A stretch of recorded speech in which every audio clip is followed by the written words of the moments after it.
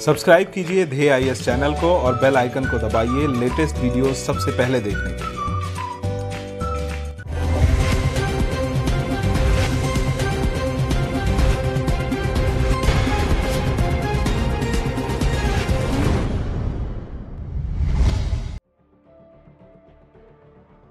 हाल ही में नीति आयोग ने राष्ट्रीय पोषण मिशन पर एक रिपोर्ट जारी की है, जिसका शीर्षक रहा भारत में पोषण की बढ़ती प्रगति, क्या चाहिए इसके लिए। गौरतलब हो कि ये रिपोर्ट पोषण अभियान पर जारी तीसरी रिपोर्ट है। भारतीय पोषण मिशन को साल 2018 में लॉन्च किया गया था।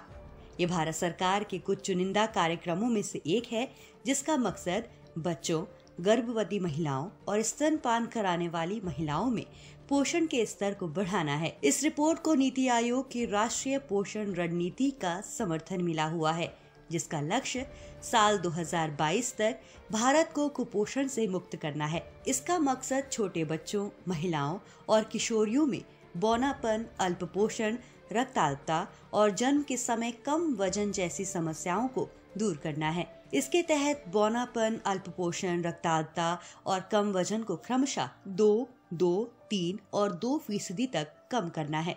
इसके अलावा कुपोषण की समस्या को मिशन मोड में दूर करना भी इसका लक्ष्य है। इसके लिए 50% बजट विश्व बैंक और अन्य बहुपक्षीय विकास बैंकों के माध्यम से आता है, जबकि बाकी का 50% केंद्र द्वारा अनुशंसित बजट से दिया जाता है। केंद्र द्वारा दी गई बजट सहायता को केंद्र और राज्यों के बीच 60:40 के अनुपात में बांटा जाता है, जबकि उत्तर पूर्वी राज्यों और हिमालय राज्यों के लिए यह अनुपात 90:10 का, जबकि बिना विधायिका वाले संघ शासित राज्यों के लिए ये सहायता 100% तक है। भारत में रह रहे 1/3 बच्चे जो 5 साल से कम उम्र के हैं, वो बौनेपन और दुबलेपन का शिकार हैं, जबकि 1 साल से 4 साल की उम्र के बच्चों में खून की कमी पाई जाती है। 2016 में जारी राष्ट्रीय परिवार स्वास्थ्य सर्वेक्षण के चौथे संस्करण के मुताबिक 50% से ज्यादा गर्भवती और सामान्य महिलाएं ज्यादातर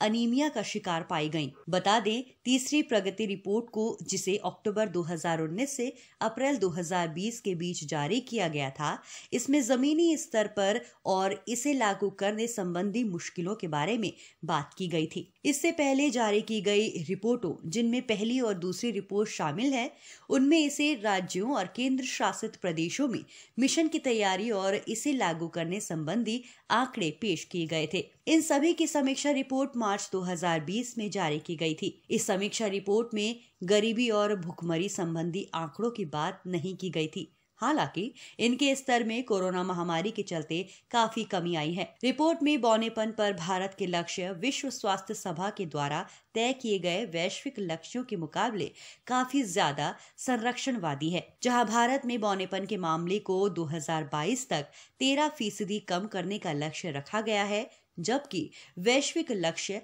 5% रखा गया है। गर्भवती महिलाओं में खून की कमी या अनीमिया को भी 2022 तक 34% करने का लक्ष्य रखा गया है, जबकि वैश्विक लक्ष्य इसके मुकाबले 50% है। वहीं महामारी को ध्यान में रखते हुए जानकारों ने चेताया है कि बढ़ती गरीबी और भूख की वजह से तय लक्ष्यों को हासिल करने में थोड़ी देरी हो सकती है।